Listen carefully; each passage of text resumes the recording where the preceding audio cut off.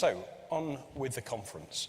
I want to tell you a little bit about myself. My name's Neil Ridley, as I said. My background actually is in automotive transport. I've been doing innovation for probably about 30 years, actually. It's just we've changed probably what we call innovation over the years, etc. So I've also got great affection for this particular area. We're in a fantastic venue, but it's been my pleasure to actually know this part of London, both through school and my working life for over 40 years, and it is a wonderful venue for us today.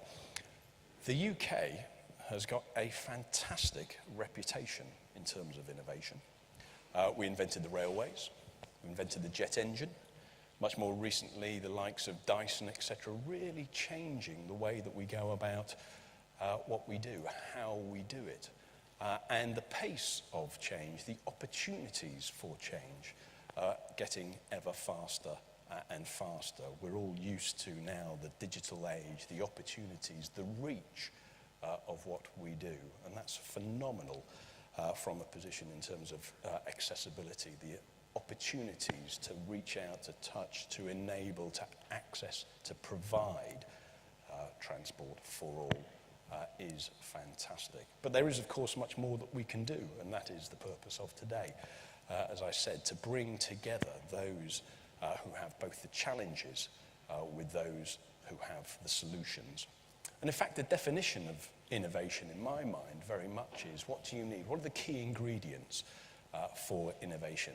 Well, number one, you have to have a challenge, and number two, you have to have a novel solution. And it's very rare for those two areas to be in the mind of the same person. But if I was to put up a slide of my key thoughts on innovation, there they are. Top tip for innovation. Hopefully you can see that, writ large there, just a blank piece of paper. Why blank? The problem is that when we think about things, we always start with a preconceived idea. Yeah, we start with constraints, we start with formula, we start with a process. Actually, that's not what innovation is about. Yeah? Innovation is actually about releasing yourself from those, starting with that blank sheet of paper, actually saying, what if we did this? Could only we do that? And here are a few examples of things recently. So, a driverless car. I've been in the automotive industry for quite a long time. 10 years ago, driverless cars never happen. 5 years ago, driverless cars, that'll be another 10 or 15 years away before we ever get anywhere near that. Here we have a vehicle you can buy today. In fact, you can buy it for the last couple of years. It's a Tesla, and it has full autonomy. I'm sure many of you will have heard about that. Now, driverless vehicles, autonomy, fantastic in terms of accessibility and the opportunities that it presents. But we didn't think we could do it as quickly as we have done as an industry.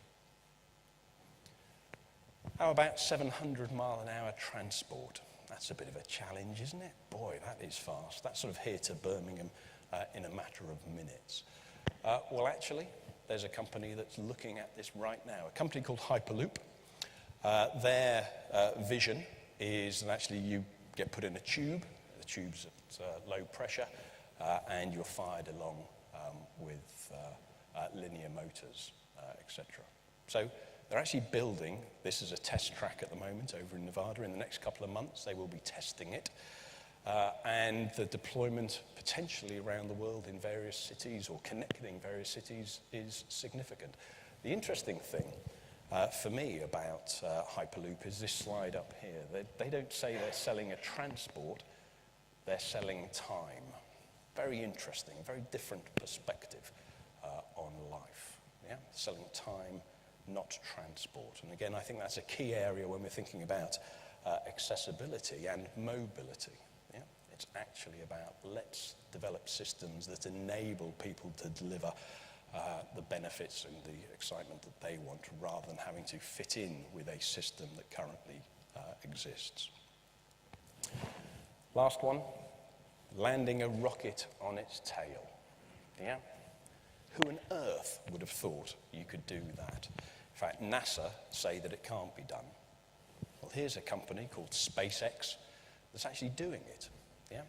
They are regularly now sending their rockets up into space to deliver freight up there, cargo up there, and they are bringing their first stage rockets back down. They are landing them on autonomous barges. They've got one in the Atlantic and one in the Pacific to capture these and reuse these.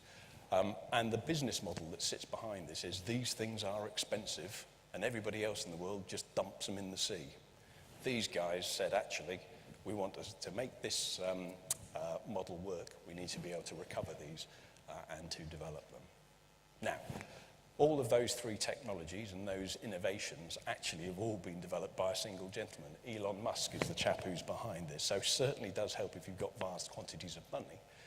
But actually, please don't take that as the barrier. Take it the fact that these guys have thought, what if only I could do something different? Let's think about this from a different perspective. Okay, that's technology, but it isn't all about technology. In fact, technology is only a small part of it.